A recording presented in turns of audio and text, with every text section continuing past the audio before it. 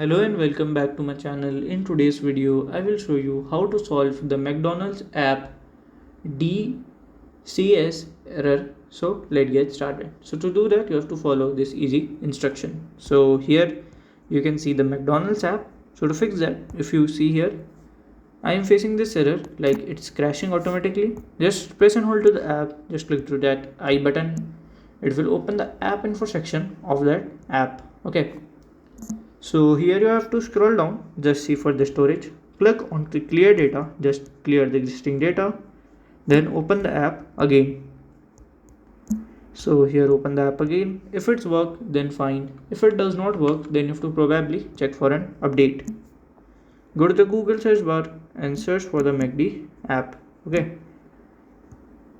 The app, so from here just download the latest version, it will work. So if you find this video helpful, make sure you like, subscribe and share the video. Thank you for watching.